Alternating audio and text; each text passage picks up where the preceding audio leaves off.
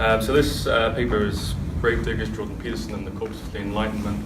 Starting off with an engagement with Stephen Hicks' work, Explaining Postmodernism, which is the only citation that Peterson really uses in 12 Rules for Life to talk about postmodernism and sort of justify his mischaracterization of it. So I think it provides a larger context to what Peterson's actually trying to accomplish with these mischaracterizations, and it relates a lot to campus politics, obviously. So I'll just get ahead and jump into it. Few people know where the corpse of the Enlightenment is buried. Some say it was tossed into an unmarked grave in the early 20th century. Others report that it was torn to shreds by the teeth of savage skeptics and rabid romantics. Despite these rumours, a select elite of necromancers have found the final resting place of the Enlightenment, and they know that time should not be wasted. The dark storm of postmodernism terrorises the West. The Enlightenment must be resurrected before civilization is completely deconstructed. On a moonlit night, these necromancers infiltrate the mausoleum of Minerva and descend into the main vault. They gather in a circle and chant their occult invocations. A coffin in the center of the crypt rattles violently until the lid flies off and slams into the wall. Silence. Dust settles, a harrowing groan. A mighty figure emerges from the coffin and steps into the light. The necromancers grasp. The Enlightenment has returned once more to the world of the living, prepared to serve its masters once more. And yet a trick has been played. The corpse in the crypt was not the Enlightenment at all, but rather a Frankensteinian creation put there by a cunning gravestalker. The name of this corpse swapper is the Randian objectivist philosopher Stephen Hicks. Hicks constructed this strange ragdoll of the Enlightenment in his increasingly influential 2004 book, Explaining Postmodernism, in which he attempts to recount the slow demise of modernism, describe the rise of the counter-enlightenment, and clarify the seemingly sudden emergence of postmodernism. For Hicks, postmodernism is an intellectual movement that hopes to demolish every verity and vestige of the Enlightenment tradition. Of course, he points out that it is impossible to grasp the significance of postmodernism without understanding the basic elements of modernism. For Hicks, the Enlightenment and modernism is interchangeable here, but both arose from the application of reason to all spheres of human life. The free use of reason engenders individualism, which in turn yields liberal democracy. Moreover, the right to own and exchange property lays the foundation for free market capitalism.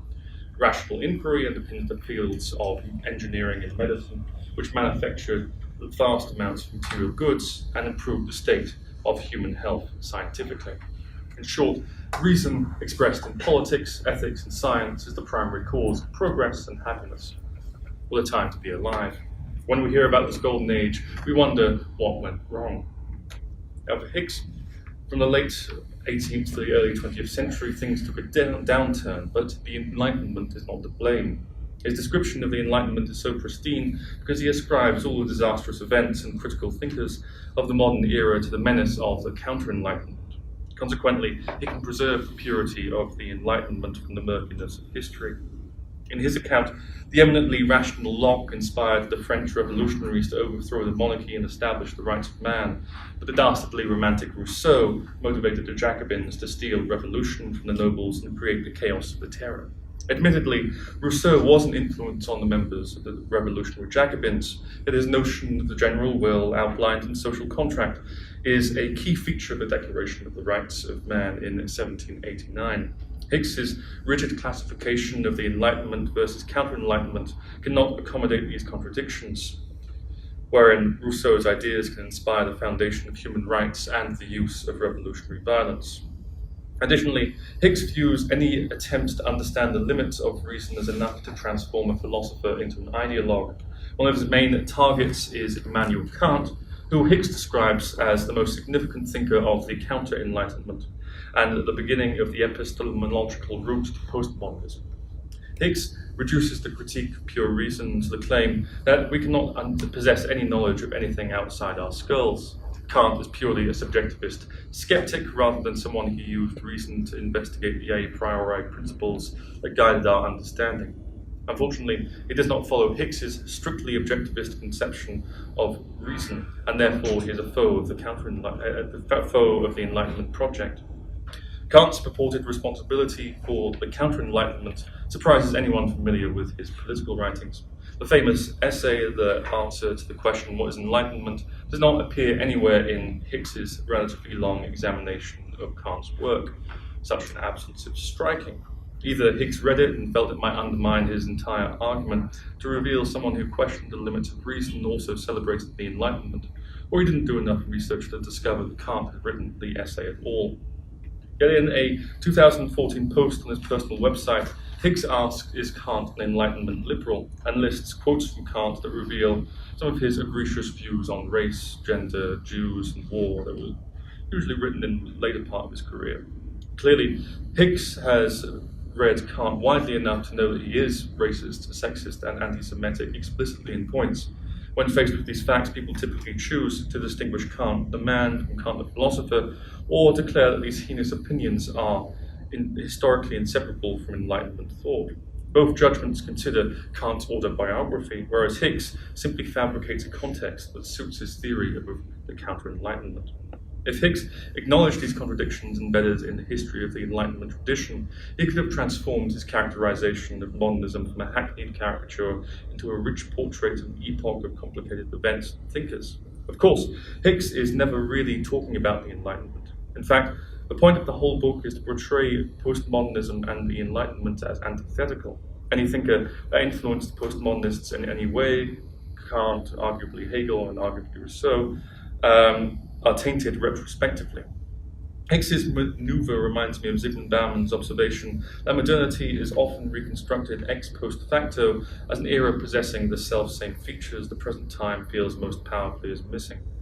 Explaining Postmodernism was written and published amidst what one might call the Buchanan culture war, which was the first culture war in the US, and expresses, well, I mean, in the 90s, that's be more specific, and expresses a mood of nostalgia for a time before so-called political correctness. Hicks believes that it is a paramount scholarly exercise to understand how we got to modernity, from modernity to postmodernism. He explains that 20th century continental philosophy and theory completed the assault on Enlightenment realism that raged since Kant's first critique. During this final battle, Hicks explains that Heidegger attacked logic and reason to make room for emotion. Foucault reduced knowledge to an expression of social power. Derrida deconstructed language and turned it into a vehicle of aesthetic play, and Rorty chronicled the failures of the realist and objectivist tradition in almost exclusively metaphysical and epistemological terms. As the dust settles over no man's land, Hicks sees that the main ideals of his reconstructed Enlightenment, logic, reason, knowledge, language, realism, and objectivism, are missing in action. Surely, without these beliefs and principles, the postmodernists are flung into a nihilistic abyss, where politics and ethics are inconceivable. This, according to Hicks, is not the case. He is surprised to discover that the postmodernists' radical suspicion of reason and truth does not feed into their political thinking. He claims that almost all postmodernists are far left-wing. Just as Hicks oversimplified the Enlightenment and defined anything or anyone he disliked as counter-enlightenment, he glances at the postmodernists and calls them all far left. Never mind the fact that Rorty, during the process where Hicks was authoring the book, published Achieving Our Country, that was very much actively critical of Foucault and Lyotard, which Hicks associates together. And also ignoring the criticisms that Marxist theoreticians put against Derrida. None of these nuances are really addressed, and everyone that he identifies as postmodernists, for him, are as far left as you can get without falling off the political spectrum. And their apparently shared political commitments are explicable, according to Hicks, only if you understand that postmodernism is the academic left's epistemological strategy for responding to the crisis caused by the failures of socialism in theory and in practice. So what does Hicks mean when he says that the academic left needed the strategy? According to Hicks, The theory of socialism was invalidated when capitalism did not collapse catastrophically due to internal contradictions. The working conditions of the European and North American proletariat improved drastically over the course of the 20th century without a communist revolution, and it definitely overlooks in certain European countries where socialists came to government after the Second World War and established welfare states. So it's not, it doesn't mean that socialism is invalidated. In fact, it's actually responsible for these rising living conditions. According to Hicks, also the abuses and atrocities of the Soviet Union and other communist regimes revealed that state socialism was not morally superior to capitalism. Hicks argues that the postmodernists did not want to abandon their beloved communist beliefs, so they decided to repackage them as trendy, skeptical, albeit moralizing values. The ultimate sin of capitalism ceased to be absolute poverty and became relative inequality. As long as inequality exists, the academic left can claim moral superiority. They ceased to represent class interests of the proletariat and became more concerned with the existential needs of the oppressed. Now, you may recognize this line of reasoning as what Jordan Peterson often describes as the sleight of hand tactic of the postmodernists. Influenced by Hicks, Peterson proclaims that there are whole areas of study in the contemporary university dominated by the postmodern Neo-Marxist claim that Western culture is an oppressive structure created by white men to dominate and exclude women and other select groups, successful only because of that domination and exclusion. This claim, according to Peterson, arouses resentment among those who belong to an oppressed identity. Overwhelming emotional investment blinds postmodern leftists to the correlation between competence and hierarchy, between reason and reality, and between the Enlightenment and progress. Postmodern leftists, therefore, can persuade the heart, but they cannot convince the mind. The rise of postmodernism, then, is little more than a socialist zombie apocalypse. Several commentators have refuted Peterson's warped claims about postmodernism. I think that Cuck Philosophy's video and an article on Viewpoint magazine, whose headline I can't recall now, do very good work into contesting his claims.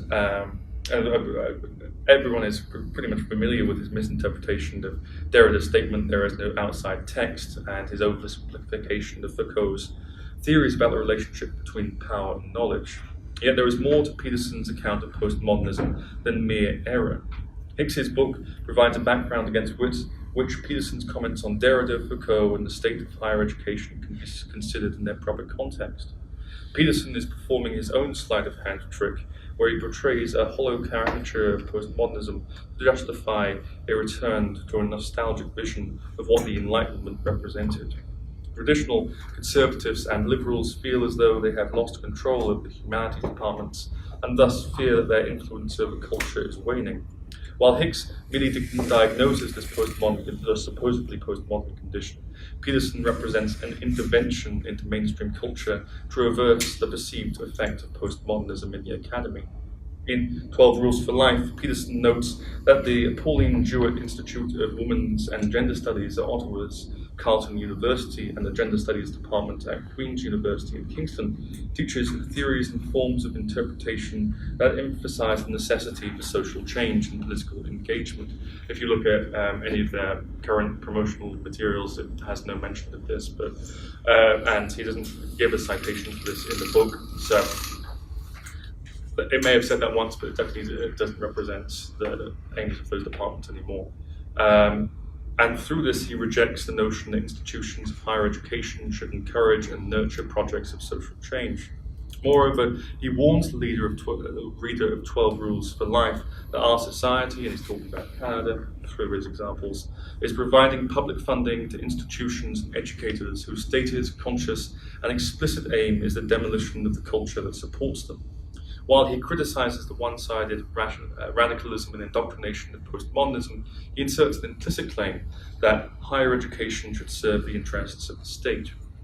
Both Hicks and Peterson argue that the vaguely Derridian view, characterized as everything is interpretation, combined with the knockoff Foucauldian thesis that knowledge represents power relations, results in a worldview that frames the interpretations of the oppressed as justification for smashing and replacing existing social hierarchies.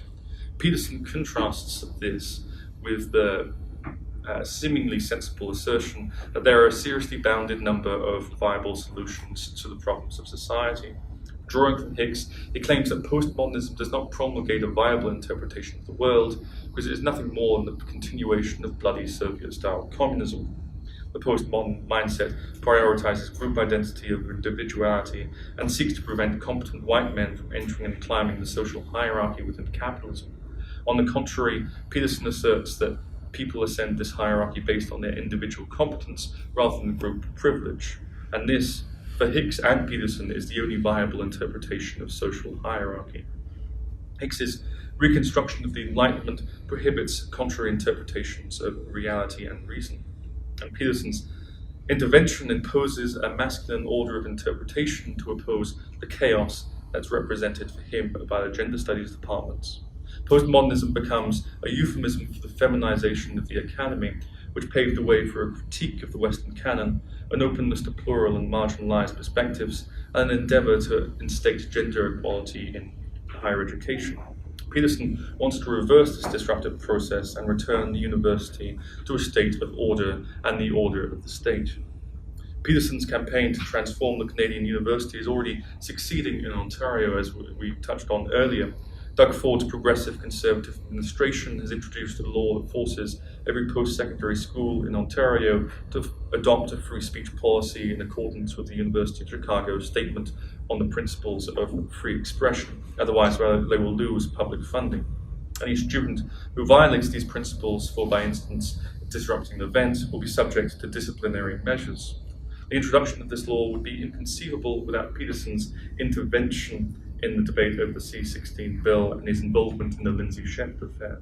Such state interventionism reveals that the most urgent threat to academic freedom in Canada is not compelled speech, but rather compelled silence. Despite the proposed right within the statement on the principles of free expression to respond with counter-arguments, Hicks and Peterson have already anticipated potential criticisms and situated them within the Enlightenment versus postmodernism struggle. Any theory that promotes social change has no place in the university. Any theory that prioritizes group identity or group identity is just really a redundancy, is automatically counter-enlightenment or communistic. And any theory that attempts to explain hierarchies through economic or political analysis is a post hoc operation to justify resentment of the competent and successful. The Frankensteinian corpse of the Enlightenment is on their side, and they have taken the high ground. Some thinkers, notably Harrison Fluss and Landon Thrim, with several different articles published in Jacobin, believe that the left should stake their claim as the rightful heirs of the Enlightenment tradition. Yet they appear merely to flip Hicks and Peterson's narrative. The moderate liberal Enlightenment, most recently exemplified by Steven Pinker, is not the real radical Enlightenment, and postmodernism is rather the intellectual right's epistemological strategy for responding to the crisis and failure of fascism. Such back-and-forth name-calling blunts the analytic precision that the terms Enlightenment and postmodernism once possessed, and generates a sententious discourse where these movements merely represent the opposed poles of good and evil. We should stop desecrating the corpse of the Enlightenment and return it to its final resting place. The Enlightenment is dead, postmodernism effete. They are nothing more than convenient tropes to represent the old opposition of civilization and barbarism. This is not a harmless language game, but rather a raging struggle over the purpose and control of the university, the youth, society, and culture as a whole. The staged war between the Enlightenment and postmodernism, between the intellectual dark web and social justice warriors, between the right and the left, is a war over the institutions where ideas are produced, protected, and propagated. Our task then is not to bicker over whether the right or the left are the ones who can rightfully commit intellectual necrophilia, but rather align education with the needs of students. How do we accomplish this? Well, we can start by asking them. We can start by holding seminars rather than hosting lectures. We can start by encouraging students to build their own vocabulary. They will learn that they do not have to think with Peterson's words. They will learn to let cliches become corpses.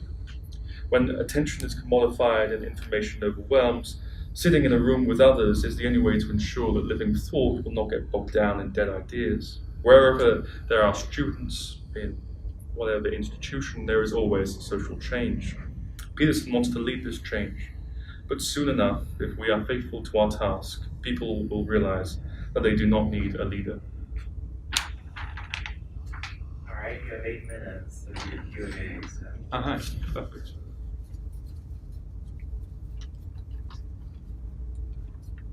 Yes. So you mentioned the Jackson articles on the Enlightenment and trying to kind of bring it back more towards the left orientation. I'm getting the impression you don't agree with that necessarily, or you seem kind of skeptical. I think that I would agree with them a lot more if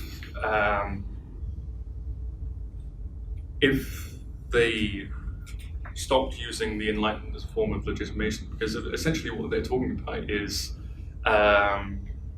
immanent critique and return of universality. And you don't need to package that up as an Enlightenment mentality to proceed, I think. And also it's also baked into the old conflict between Enlightenment and postmodernism, and they're playing a very similar game to what Hicks is doing. Okay. They're identifying postmodernism with kind of the thinkers that they don't like, and attributing the lineage to a very similar place to what Hicks is doing. Okay. So your problem with them is they're just buying into this kind of binary frame that's already been created, and you're saying that framework itself. I think it can be. I think we can just move beyond it. But you're not interested in the Enlightenment? Not necessarily. I'm not interested in talking about the Playing tug of war? Yeah, I think that's a good way of putting it. Right. Because there are certainly things that we inherit from the Enlightenment tradition that can feed into that needs to feed into any emancipatory project, and is necessary. I think I'll leave it there. Did someone? Oh, okay. So I was curious about Steve Hicks seems to take some from Ayn Rand in terms of this positivism that says all critical theory is bad, including even Kant. Yeah. And this trend is not just people who follow Ayn Rand, but also Sam Harris dismisses Kant's ethics and moral philosophy in general, both continental and analytic. So I was curious about if you could talk about kind of the repression of the German idealist tradition within this Enlightenment rhetoric, and also the repression of critical theory, even though critical theory often tries to ask how do we prevent society from regressing into non-enlightenment.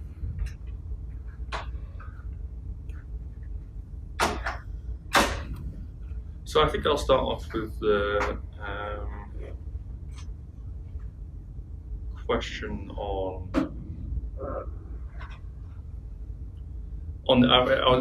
Hicks. It is his.